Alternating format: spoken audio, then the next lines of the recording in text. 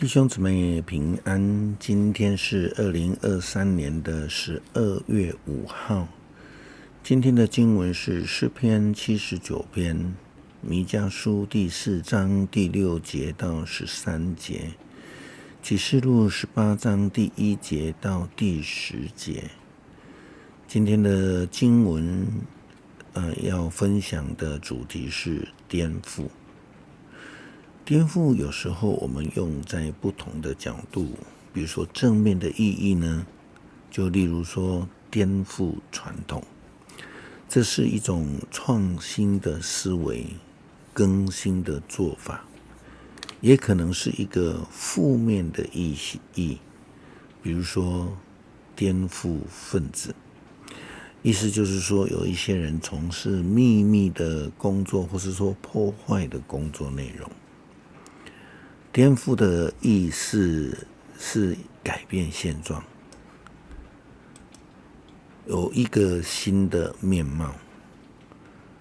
三峡教会即将面临要建堂，在礼拜堂拆除之际，我们的年度计划的主题定为归零，这是2023。2024我们会沿用这样的一个主题。那是因为我们的硬体即将要被改变，或者是已经在慢慢的被改变当中。对于我们灵性方面来说，当我们要面对硬体的改变的时候，我们的思维、我们的概念、我们的习惯、灵性成长都必须被颠覆、被改变，否则的话，我们就一定不能接受，不愿意被改变，不希望有任何的改变。但是不愿意被改变，并不是基督信仰的一个本质。虽然我们知道也有一些事情是不能被改变的，但是那绝非指的是文化啦、习惯啦、硬体啊等等这方面的。不能被改变呢，是上帝的本质以及这个真理的道路。以色列人被灭、被掳，他们的生活受到极大的影响及苦难。但是上帝的恩典要临到，要召集所有被放逐的以色列人，使他们能够成为强国，从被掳四散的景况被召归回，其实就是一种颠覆的情况。弥迦书第4章第6节到13节这样说道：上主说，我惩罚了我的子民，但在时机成熟的时候，我要把流放各地的子民集合在一起，我要使残存之民成为复兴的种子，使软弱失散的成为强盛的国家。我要亲自在锡安山统治他们，从今直到永远。耶路撒冷啊，上帝在你那里像牧人照顾他的子民，你将复国，再一次成为首都。你为什么大声哀嚎？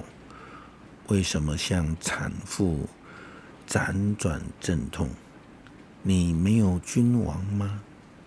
你的参谋都死光了吗？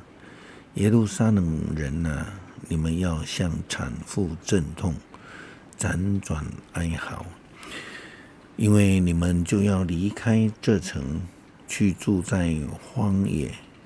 你们一定会被掳到巴比伦去，但在那里，上主要营救你们，从敌人手里把你们救赎出来。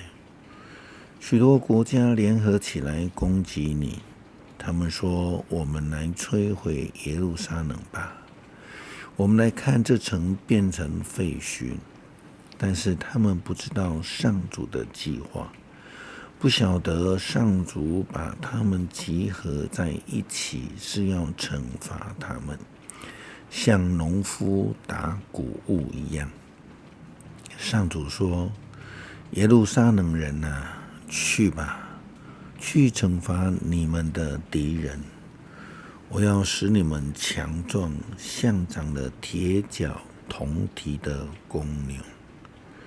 你们要歼灭许多国家，把他们用暴力抢走的财物呈现给我一天下的主宰。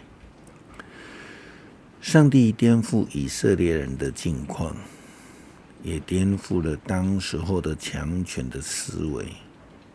因为上帝的计划是把被掳的以色列人营救出来，从敌人的手中救赎出来。以色列人被救赎也是一种颠覆。上帝的恩典临到了以色列人。不但如此，上帝借着呼召以色列人归回，使得巴比伦的权柄也被颠覆了。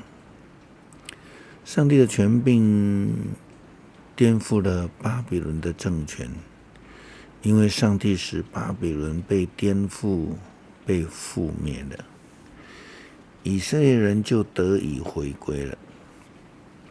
圣经启示录18章第1到第10节这样提到：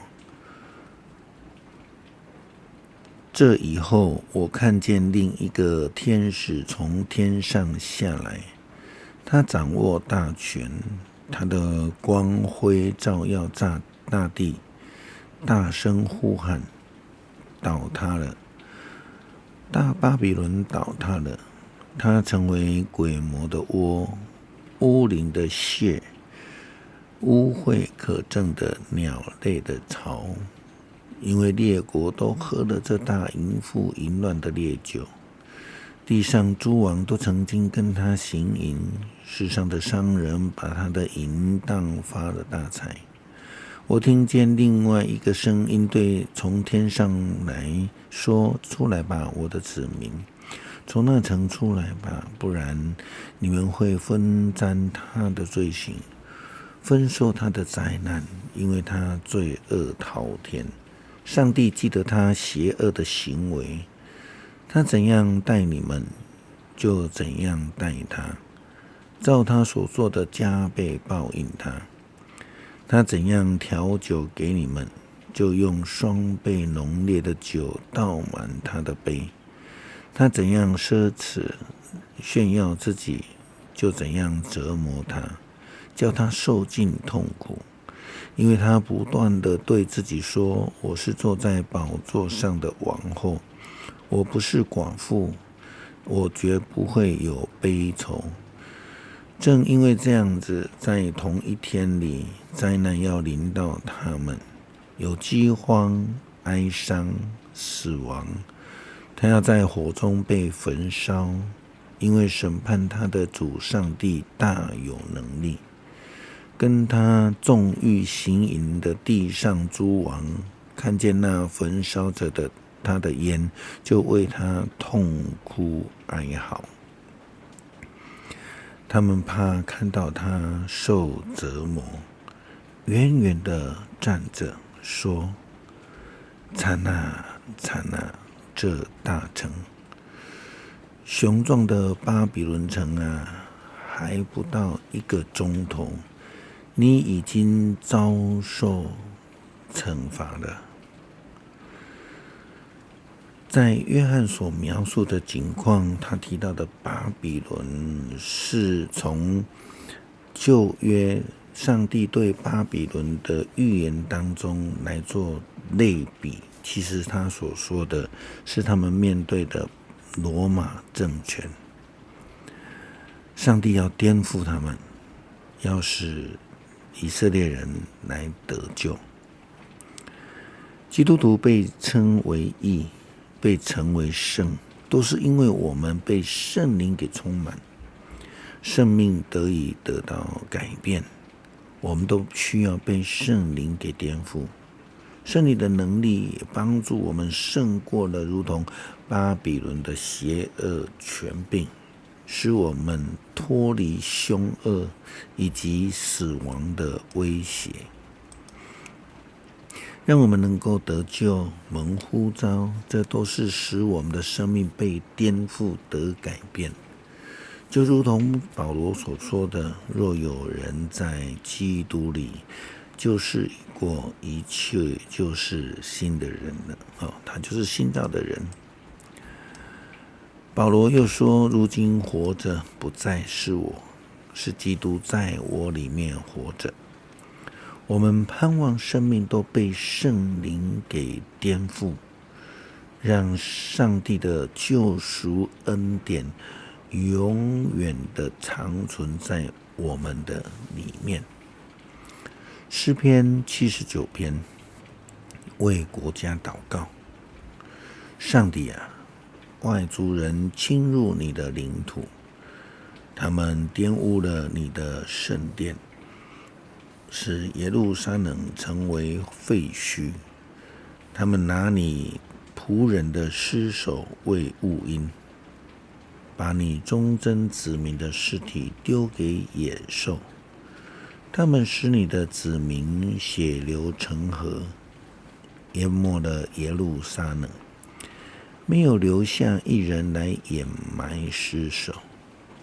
我们四周的邻国愚弄我们，他们嘲笑我们，讽刺我们。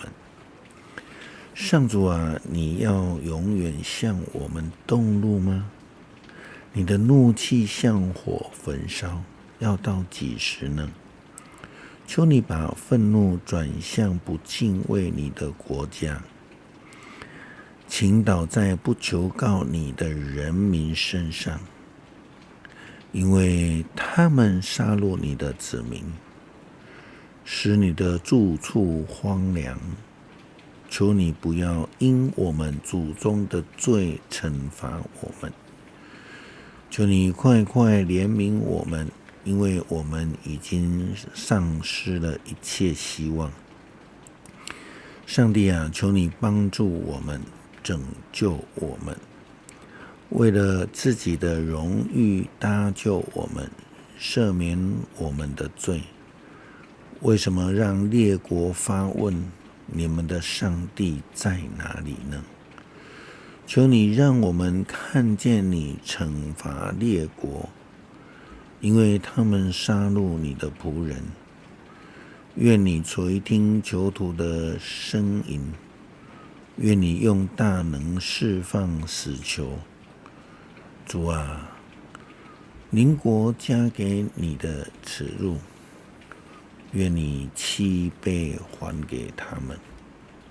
这样，作为你的子民，你所牧养的羊群，我们要永远感谢你，颂赞你，直到万代。感谢上帝，以你的全能使我们能够胜过困境，让我们的生活得以被圣灵的能力来给颠覆，改变我们，使我们能够归向上帝。感谢赐平安的上帝，祷告奉主耶稣基督圣名求，阿们。